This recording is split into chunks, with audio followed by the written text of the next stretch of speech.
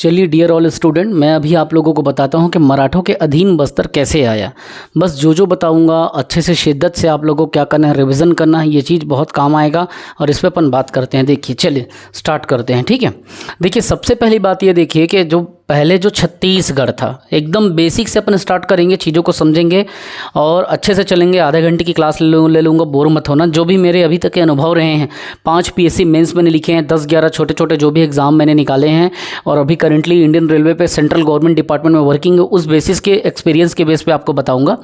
जैसे जो हमारा छत्तीसगढ़ था, ठीक है, पहले तो ऐसा शेप नहीं था क्योंकि मध्य प्रदेश वगैरह सब लगा हुआ था, इस बात को समझना। तो जो रतनपुर वाला हिस्सा है, ये रतनपुर क्षेत्र अब मराठों के अधीन में आ चुका था 1741 में।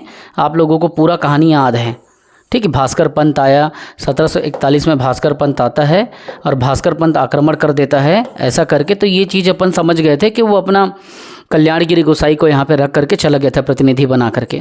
तो रतनपुर में मतलब बिलासपुर क्षेत्र में और बाकी एरियो में मराठों का शासन था, प्लस रायपुर वाले क्षेत्र में भी शासन हो चुका था, वो भी मैं पूरा बता चुका हूँ पीछे की कहानी। लेकिन जो दंडकारण्य एरिया था, जो बस्तर एरिया था, इस एरिए पे, इस स्पॉट पे मराठे नहीं पहुँच पाए थे। लेकिन ऐसी क्या स्थिति पड़ी कि ये क्षेत्र जो है मराठों के अधीन भी चला गया, प्लस अंग्रेज़ों के अधीन भी चला गया। क्या ऐसी स्थिति थी कि ये क्षेत्र जो है मराठे, अंग्रेज़ों और जयपुर शासक के पास में चला गया? ये चीज़ को हमको यहाँ पे समझना है। इसी से पूरा फंडा क्लियर होगा कि मराठों अधीन बस्तर कैसे आया। तो कम टू द पॉइंट, अपन समय बर्बाद नहीं करते और सबसे पहले अपन यहाँ पे इतिहास में आते हैं बस्तर की, कि बस्तर में क्या क्या परिवर्तन आपको देखने को मिला। तो बस्तर का जो भी इतिहास रहे हैं उसको हम लोग यहाँ पे क्या करेंगे, चर्चा करेंगे। चलिए आइए, जैसे कि पुरानी पृष्ठभूमि, पिछले क्लास में मैं आपको राजपल देव के बारे में बताया, फिर चंदेल मामा के बारे में बताया, फिर दलपत देव के बारे में बताया।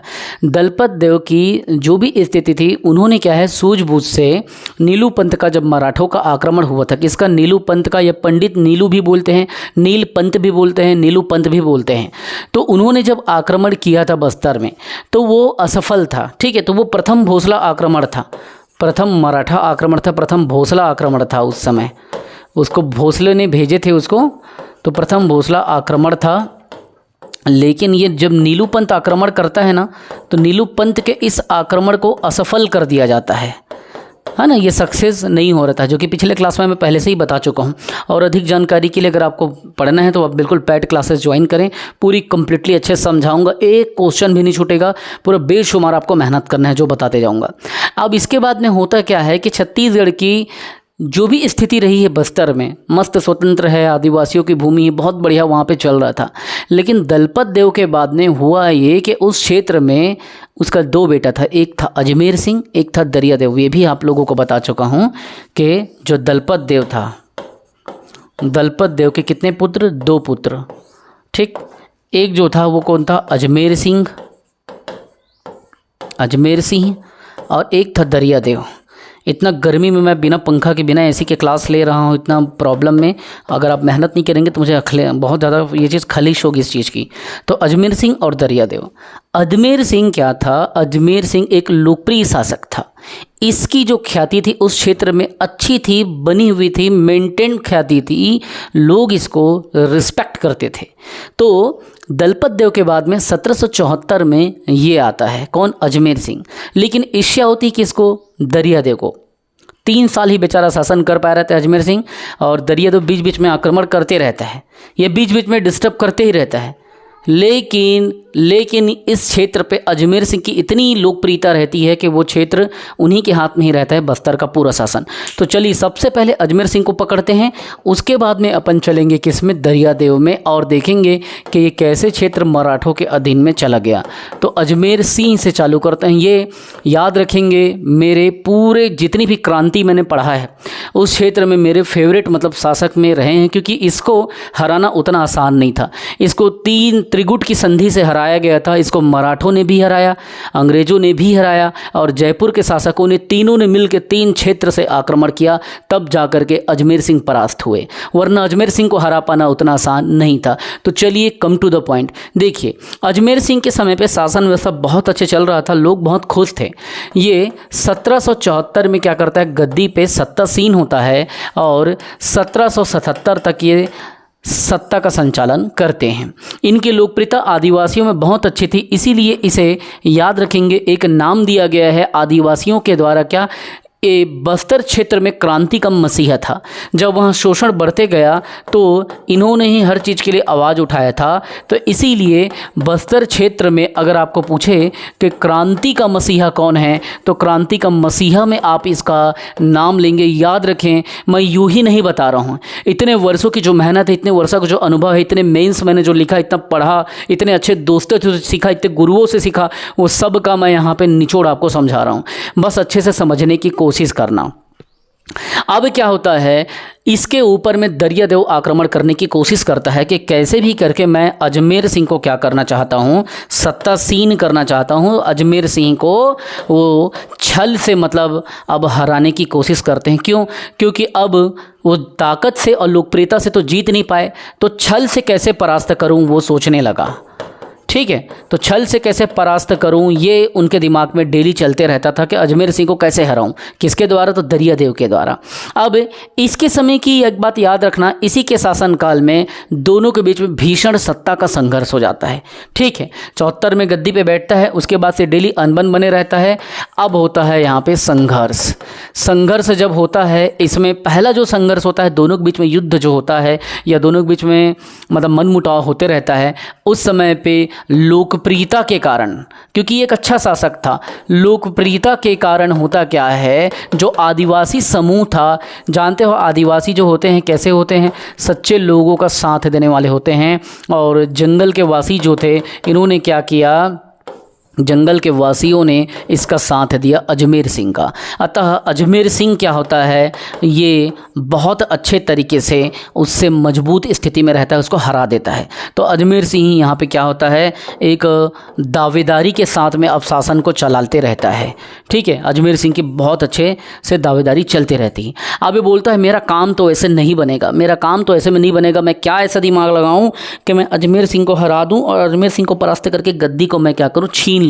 तो वो क्या करता है पता है, वो चले जाता है मदद मांगने के लिए, और मदद मांगने के लिए चाहता है किसके पास में, तो उस समय जाता है ब्रिटिश अधिकारी मराठे और जयपुर के नरसों के बीच में। तो अब वो क्या करेगा, वहाँ पे चला जाएगा। ठीक है, और उसके बाद में आक्रमण तीनों तरीके से उसको घेरा जाता है। ठीक है, एकदम अच्छे तरीके से ना। अभी तक बस्तर जो है काकतियों के अंतर्गत आ रहा था। बस्तर किसके अंदर में था, जो बस्तर था काकतियों के अंदर में। जो काकतीय जो साम्राज्य था उसी के मतलब उसी के अंदर में, उसी के सानिध्य में मतलब शासन यहाँ पे होता था। अब क्या होगा, अब ये अजमेर सिंह की प्रबलता को देख करके ना कांप जाता है, डर जाता है। फिर ये भाई साहब क्या करता है, एकदम दिमाग से समझो। अब अजमेर सिंह की दावेदारी से ये परेशान हो जाता है कि अजमेर सिंह तो यार सब लोकल आदिवासी उसके साथ हैं। तो ये क्या करता है, 1774 में एक विद्रोह होता है जिसे कहा जाता है हलबा विद्रोह। ध्यान से सुनना, एकदम बारीकी से सुनना, इतना इजीली तरीके से कोई समझा भी नहीं पाएगा, ना आपके ऊपर कोई इतना मेहनत करेगा, और आप ही को मेहनत करना है हर जगह। तो 1774 में यहाँ पे होता है हलबा विद्रोह। 1774 में जो हलबा विद्रोह होता है ना, ये बस्तर का प्रथम जनजातीय विद्रोह होता है। और याद रखेंगे आप, ये अजमेर सिंह के नेतृत्व में होता है, अजमेर सिंह के नेतृत्व में। ठीक है, पूरा आदिवासी जो होते हैं इनके साथ में होते हैं, और ये अजमेर सिंह के नेतृत्व में होता है। और ये बस्तर का क्या था, तो प्रथम विद्रोह था, बस्तर का पहला जनजातीय विद्रोह, जनजातीय समाज का विद्रोह। मतलब अगर आपको पूछे बस्तर का प्रथम जनजातीय विद्रोह कौन था, तब आप इसी को लेना, बस्तर का प्रथम जनजातीय ये विद्रोह था, जिसमें जनजातियों के आत्मरक्षा के साथ साथ सम्मान के लिए, अपने शासक के सम्मान के लिए, अर्थात अजमेर सिंह के सम्मान के लिए ये विद्रोह को 1774 में अजमेर सिंह के नेतृत्व में क्या हुआ, लड़ा गया। Is that clear? अब देखिए आगे की बातों को समझना है, आपको एकदम बारीकी से समझना है, हड़बड़ाना कहीं पे नहीं है, हड़बड़ाओगे तो आप गलत कर जाओगे। ठीक है, तो आगे समझो। अब होता क्या है, अब लड़ना है क्या, 1774 का अब हलबा विद्रोह। अब इसमें एक जो पूरा बस्तर का जो परत था, समझ लो छत्तीसगढ़ का दक्षिण वाला जो एरिया था, ठीक है, उसको 3 तरीके से घेर लिया जाता है। एक जो एरिया से अटैक किया जाता है अंग्रेज़ों के द्वारा किया जाता है, और एक जो अटैक किया जाता है बस्तर पे, ठीक है, समझना बात को, उत्तर क्षेत्र पे, मतलब जो बस्तर था, बस्तर के ऊपर वाले भाग से वो यहाँ पे मराठों के द्वारा आक्रमण किया जाता है, और एक क्षेत्र से जयपुर नरेश के द्वारा आक्रमण किया जाता है, जयपुर नरेश इनके द्वारा।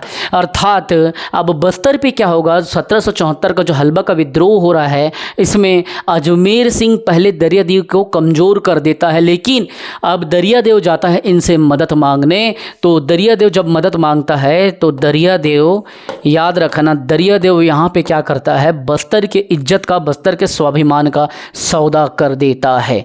दरियादेव ने संधि किया, क्या किया, संधि किया। अब दरियादेव ने संधि कर लिया 3 शासकों से, और तीनों को अलग अलग क्षेत्र देने की बात किया, ठीक है, एकदम आराम से समझो। बोलता है कि अब युद्ध में मेरा साथ दो, और किसको हरा दो, तो आप अजमेर सिंह को हरा दो, मैं आपको बस्तर क्षेत्र दूंगा। तो अब यहाँ पे 2 बातें याद रखना, स्वतंत्र काकतीय राजा की जब बात आए तब आप किसको लोगे, अजमेर को, लेकिन मराठा अधीन राज्य करने वाले शासक तब यहाँ से दरियादेव को लोगे। समझ रहे हो, ये विद्रोह जब हुआ ना, तो इस विद्रोह की असफलता के बाद काकती वंश का मराठा शासन के अधीन ही आना सबसे बड़ी एक दिक्कत थी, क्योंकि हलवा विद्रोह में पहले तो वो जीता। जब 1774 में हलवा विद्रोह हुआ तो वो चीज़ क्या हुआ, अजमेर सिंह का पड़ा भारी था, लेकिन वो चला गया ये तीनों से मदद लेने। तो 3 लोगों से बोला कि तुम 3 क्षेत्रों से आक्रमण करो और तुम तीनों मेरा मदद करो, तब जाके बस्तर जो क्षेत्र है, बस्तर जो राज्य है, वो आपको मैं अपने तरीके से क्या करूँगा, एक गिफ्ट स्वरूप दूंगा। क्लियर हो गया। तो बस्तर का प्रथम जनजातीय विद्रोह किसके नेतृत्व में हुआ, अजमेर सिंह के नेतृत्व में। अगर बोला जाए कि किसके किसके बीच हुआ, तो अजमेर सिंह और दरियादेव के बीच में। पहले में सत्ता अजमेर सिंह का भारी रहा, लेकिन बाद में पड़ा इसका भारी पड़ गया, क्योंकि इसने छल किया और संधि कर लिया तीनों से। और इस तरीके से देखा जाए तो यहाँ पे जो हलवा विद्रोह होता है, ठीक है, इसमें जो हलवा होता है उसको तीनों तरफ से आक्रमण किया जाता है। अब यहाँ पे it should be noted, please note it to all of the student. अब यहाँ पे क्या होगा पता है आप लोगों को, यहाँ पे ये होगा कि जितनी भी हलवा जनजाति उसके पक्ष में थी, सबको बहुत बर्बरता से हलवा लोगों को यहाँ पे काटा जाता है। हलवा जो जनजाति थी उस समय की, उसको क्या है, जितनी भी जनजाति थी, है ना, पूरे जनजातीय समाज जो उसके साथ में थे, उनको क्या है, बर्बरता से काटा जाता है, मारा जाता है, बर्बरता से मारा जाता है। इस बात को एकदम समझो, एकदम बारीकी से समझो, आज तक ऐसा कोई नहीं समझाया होगा, और इस बात को एकदम ध्यान से समझो। तो पूरा हलवा का यहाँ पे नाश हो जाता है, केवल एक ही हलवा बस बचता है इसमें। कितने, सिर्फ एक ही हलवा बस बचता है। तो यहाँ पे ध्यान रखना, ये पहला बात ये था।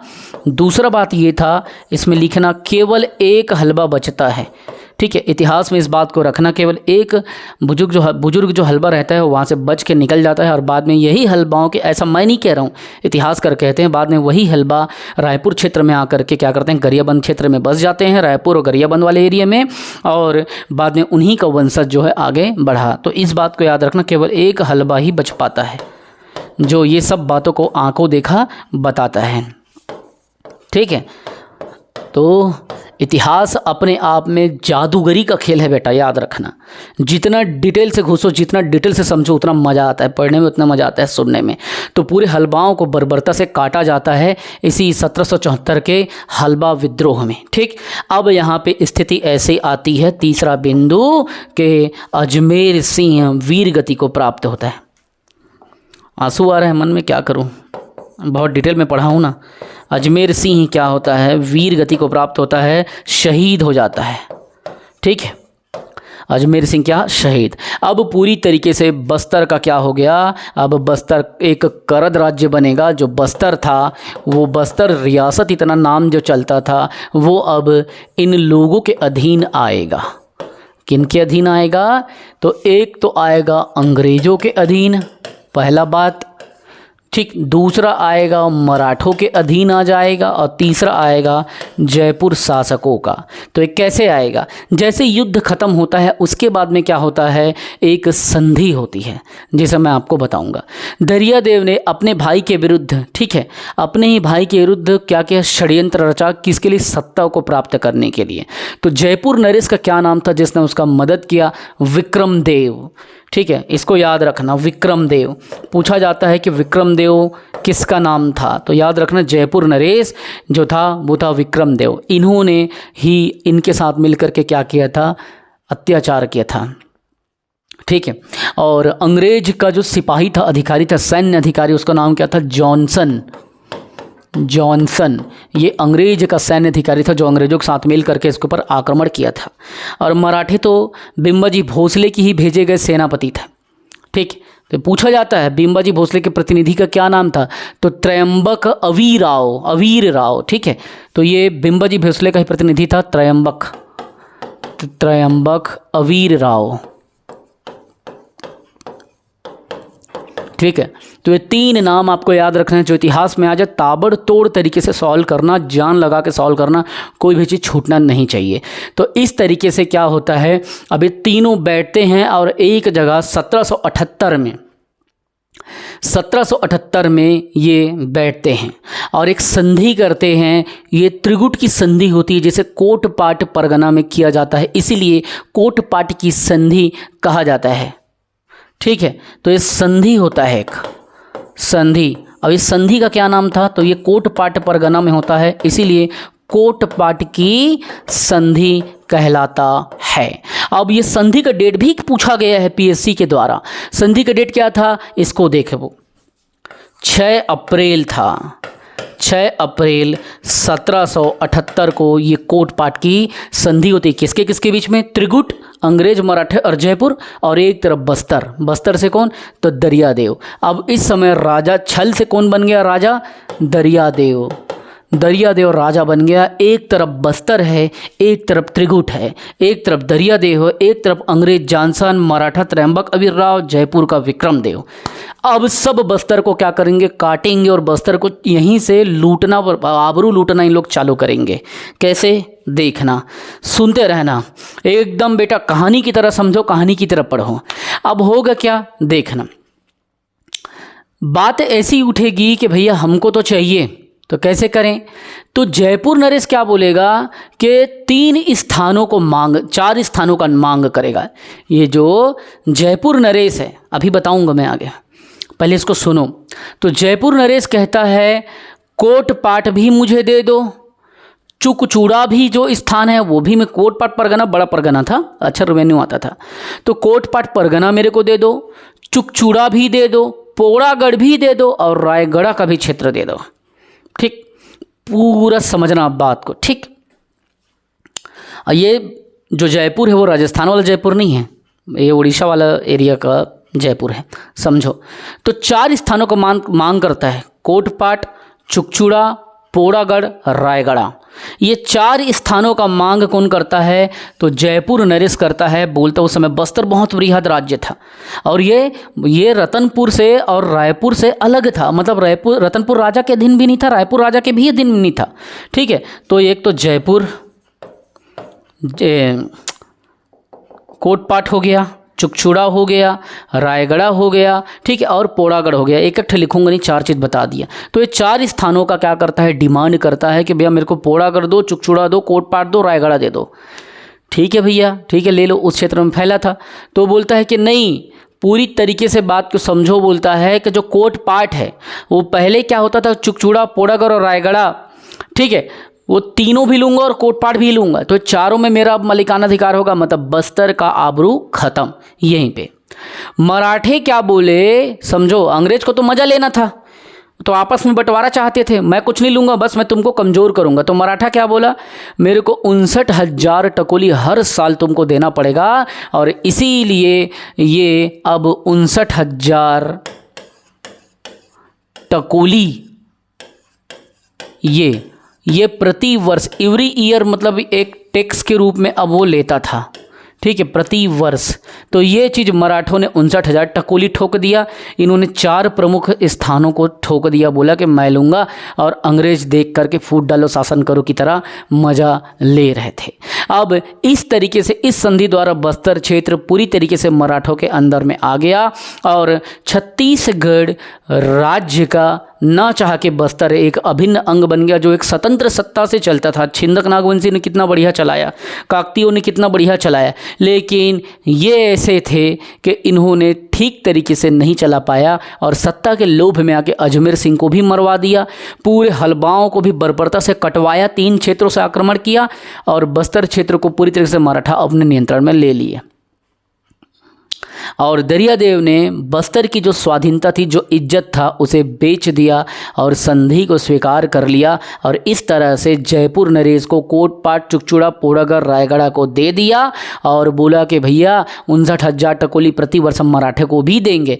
तो सबसे ज़्यादा क्या पूछा जाता है, तो सबसे ज़्यादा तुमसे पूछा जाएगा किसको, ये हलबा विद्रोह कब हुआ वो पूछा जाएगा, एक हलबा बचा वो भी पूछा जाएगा, किनके बीच में संधि हुई वो पूछा जाएगा, हलबा विद्रोह कब हुआ, किसके किसके बीच हुआ, बस्तर का क्या था ये, तो प्रथम जनजाति विद्रोह था, ये बात भी आप रखना, ये बात भी पूछा जाएगा। अजमेर सिंह की दावेदारी, सब चीज़ पूछा जाएगा। अजमेर सिंह का शासन क्या था वो पूछा जाएगा। अब दरियादेव जो है भैया 1777 में गद्दी पे बैठेगा और 1800 तक वो बेच बेच के बस्तर को खाएगा। ठीक है, तो दरियादेव का काल में जितना मैं बताया वही सब चीज़ रहेगा, है ना। अब दरियादेव क्या करेगा, गद्दी पे बैठेगा। अब वो 1800 तक बेचेगा बस्तर को, ऐसे ही कर करके अब तो मजबूर हो गया है क्योंकि वो तो संधि करके हस्ताक्षर कर दिया है। तो 1777 तक वो बैठेगा, है ना, 1770 से बैठेगा और 1800 तक वो शासन करता है, ईस्वी तक, 1800 ईस्वी तक। चल के हलबा विद्रोह कब हुआ था, तो 1774 से 1777, ये पूरा हलबाओं का युद्ध था जिसमें पूरे एक एक करके जो आदिवासी उसकी सपोर्ट करते थे उसको मार दिए गए। तो इस तरीके से अगर डियर ऑल स्टूडेंट, अगर आपको मेरा पढ़ाने का टेक्निक पसंद आया होगा, मेरा समझाने का टेक्निक समझ आया होगा, बस्तर के इतिहास को जिस तरीके से मैंने एक्सप्लेन किया, अगर आपको वो समझ आया होगा, तो आप अगर पेड कोर्स ख़रीदना चाहते हैं तो आप क्या करें, डिस्क्रिप्शन में मेरा नंबर है, आप वहाँ से नंबर ले लें। जो स्टूडेंट मुझसे पढ़ रहे हैं वो इतना बस करें कि आप अपने अगल बगल में क्वालिटी क्लास मिलता है ये चीज़ स्प्रेड करें, प्रचार करें, बताएं, ताकि कम फीस में बच्चों को क्वालिटी एजुकेशन मिल सके और अपने तरीके से मैं पूरा जी जान लगा के उसकी मदद कर सकूं। वो चीज़ को भी मैं चाहता हूं कि ये सारा चीज़ जो क्वालिटी क्लास में आपको बता रहा हूं वो सब चीज़ मतलब पता रहे उनको, वो सब चीज़ उनके जहन में रहे, ये चीज़ें उनको पता रहे। इसीलिए आप इसको प्रचार करने में, इसको लोगों को बताने में मदद करें। जिस टेक्निक से, जिस तरीके से मैंने बताया, वो सारा टेक्निक, वो सारा फार्मूला, उसी कॉन्सेप्ट से मैं हर बच्चे को पढ़ाऊँगा, हर सब्जेक्ट को पढ़ाता हूँ। अगर कोई बच्चा मुझसे पेड कोर्स लेना चाहता है तो वो बच्चा डिस्क्रिप्शन में मेरे डिटेल दे करके सबसे पहले एप्लीकेशन को डाउनलोड करे, वहाँ से कोर्स ख़रीद लें। या अगर बच्चा मुझसे बात करना चाहता है तो वो मुझसे बात करके पूरा क्या करे, अपना डाउट क्लियर कर लें। अगर किसी भी प्रकार का अगर आपको डाउट है तो आप मुझे क्या करें, इस नंबर पे कॉल कर लें। क्या है नंबर, 957520 और 4321 गूगल प्ले स्टोर में आपको क्या करना है, माधव पहल एकेडमी करके लिखना है। कृष्ण भगवान का एक छोटा सा लोगो आएगा, आप वहाँ पे माधव पहल एकेडमी करके आप जब सर्च करेंगे ना तो आपको हमारा ऐप मिल जाएगा, ऐसे गोल राउंड शेप में है, जिसमें यहाँ पे माधव पहल एकेडमी लिखा रहेगा और भगवान कृष्ण का यहाँ पे फ़ोटो रहेगा, है ना। और आप देख करके उसको डाउनलोड कर लेना, भगवान कृष्ण का फोटो रहेगा। कोई भी डाउट के लिए, किसी भी प्रकार के संशय के लिए, किसी प्रकार के जानकारी के लिए, पेड कोर्स के लिए इस नंबर पे कॉल करना, 9575204321। ठीक है, और जिस तरीके से बेहतरीन तरीके से जितने अनुभव, जितने एक्सपीरियंसेस मेरे रहे हैं, 5 PSC मेंस जो मैंने लिखा है वो सारा मेंस आपको इस क्लास में पूरा अनुभव आपको मिलेगा। ठीक है, बस अपना जान लगाएं और पीछे ना हटें। जो परिश्रम करेगा वही आगे बढ़ेगा बेटा। एक बात याद रखना, इसी समय दरियादेव के समय पे ना एक विद्रोह हुआ था, भोपालपट्टनम का संघर्ष ही था, वो विद्रोह नहीं था। तो ये बात को याद रखना आप, किसके समय पे हुआ था, भोपालपट्टनम का संघर्ष भी बोलते हैं, विद्रोह भी बोलते हैं, मेन इसका नाम लेकिन संघर्ष के नाम से जाना जाता है। तो ये कब हुआ था, 1795 में भोपालपट्टनम का संघर्ष हुआ था। क्या हुआ था इसमें, मिस्टर ब्लंट जो है बस्तर आना चाहते थे। ठीक है, तो उसका आदिवासियों ने विरोध किया था कि किसी अंग्रेज अधिकारी को हम आते हुए नहीं देखना चाहते थे, अतः इसीलिए आगमन ना हो और भी अत्याचार इत्यादि ना हो करके ब्लंट को फिर विवश होना पड़ा था, मिस्टर जेटी ब्लंट। और मिस्टर जेटी ब्लंट को क्या हुआ, वापस जाना पड़ गया था। ठीक है, तो ये बहुत बड़ा चीज़ नहीं है, लेकिन ये है कि किसके समय पे हुआ करके पूछा जाता है ना। तो मिस्टर ब्लंट या मिस्टर जेटी ब्लंट, इसको क्या हुआ, फलस्वरूप इसको भोपालपट्टनम से वापस जाना था ना, बस्तर क्षेत्र में प्रवेश करने को नहीं दिया गया। तो याद रखना, दोनों पक्षों में संघर्ष हुआ और विवश होकर के वो चले गए, है ना। इतना बिल्कुल आपको याद रखना है। ठीक है, अगर आ गए तो बता देना आप। ठीक है, भोपालपट्टनम कहाँ, तो बीजापुर, बीजापुर में है। तो ये बीजापुर से क्या चाहते थे, बीजापुर के रास्ते होते हुए बस्तर में आना चाहते थे, ये बस्तर प्रवेश करना चाहते थे। ठीक है, तो ये चीज़ संभव नहीं हो पाया था। तो बस भोपालपट्टनम का संघर्ष यही था, एक्स्ट्रा कुछ नहीं था। जो जो चीज़ें बताया हूँ बेटा, बस आप इस नंबर पे कॉल करो, अपने पसंद का कोर्स लो और बेइंतहा बेशुमार एकदम प्लानिंग के साथ तैयारी करो। जो जो बताऊँगा उसको छोड़ना नहीं, एक्स्ट्रा कुछ पढ़ना नहीं, बस उसको रिविज़न करना। जय हिंद, वंदे मातरम।